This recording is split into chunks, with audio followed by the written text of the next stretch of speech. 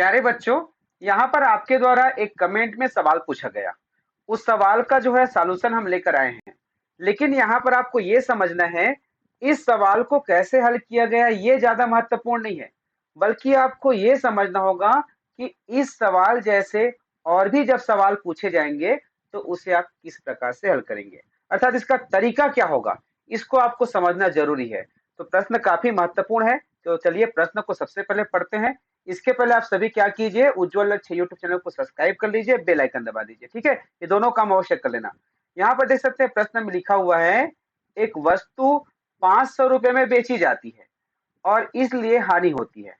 यदि वस्तु को 700 रुपए में बेचा जाए तो दुकानदार को पूर्व हानि का 3 गुना लाभ होता है। वस्तु का क्रय मूल्य क्या होगा?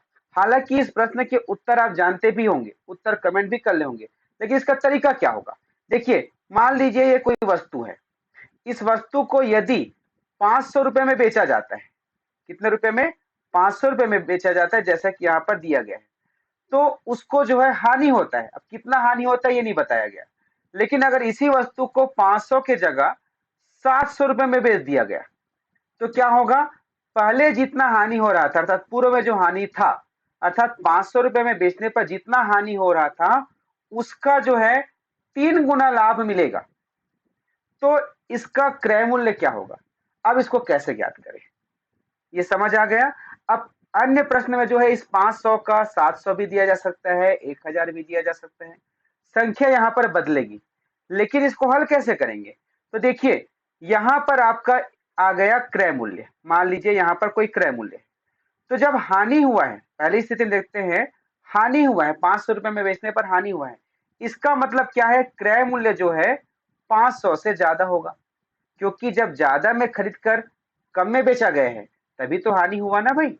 जैसे कि कोई वस्तु को 5 रुपए में खरीद कर 7 रुपए में बेचेगा तब लाभ होगा, लेकिन यदि 3 रुपए में बेच दिया तो उसको हानि होगा कि नहीं होगा?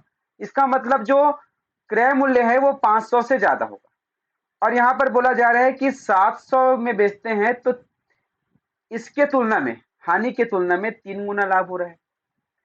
तो हमको सबसे पहले देखना होगा कि अगर हम यहाँ पर हानि को एक हिस्सा माने, एक हिस्सा हानि को मानते हैं, ठीक है, हानि को एक हिस्सा मानते हैं, तो इसी प्रकार से 3 गुना अर्थात 3 हिस्सा जो है लाभ होगा। किसका? हानि का। क्लियर है? अब हम देखेंगे 500 और 700 में जो पहले का विक्रय मूल्य है और अभी का विक्रय मूल्य है उसमें कितना अंतर है, कितने का डिफरेंस है। तो यहाँ पर 700 में हम क्या करेंगे? 700 में हम 500 को क्या करेंगे? घटाएंगे। तो हमें क्या मिला? हमें मिला 200। अब जो 200 मिला है उसको एक एक हिस्सा और 3 हिस्सा, टोटल 4 हिस्सा करना होगा। 200 को कितना करना पड़ेगा?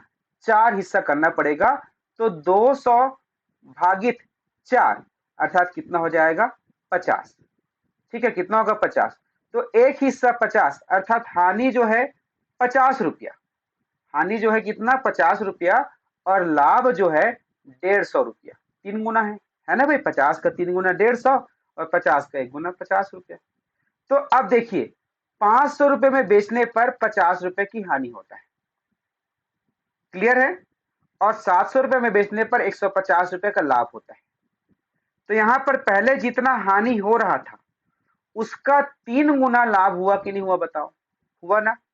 अब आपको इसी आधार पर क्रय मूल्य बताना है। देखो, 500 रुपए में बेचा है तो 50 रुपए की हानि हुआ है, मतलब क्रय मूल्य जो है 50 रुपए ज्यादा था। तो यहाँ पर आ जाएगा कितना? 550 रुपए। इसको आप जोड़ोगे, किसको? 500 को और 50 को, क्योंकि 500 में बेचने पर हानि हुआ है और 700 में बेचने पर लाभ हुआ है। इधर से भी निकाल सकते हैं। कितना लाभ हुआ है? 150 रुपए का। तो 700 में आप 150 को घटा दो, 550 मिलेगा। तो इस प्रकार इसका उत्तर जो है 550 होगा। ठीक है, ये आपको समझ में आया होगा। निश्चित तौर पर कमेंट करके बताइएगा, और कोई भी डाउट होगा तो आप जो है कमेंट कीजिएगा। कोई भी सवाल जो है आप कमेंट कीजिएगा जो नवोदय विद्यालय से संबंधित हो। ठीक है, चलिए वीडियो को सब्सक्राइब, चैनल को सब्सक्राइब कर लीजिएगा, वीडियो को लाइक करके जाइएगा। नमस्कार।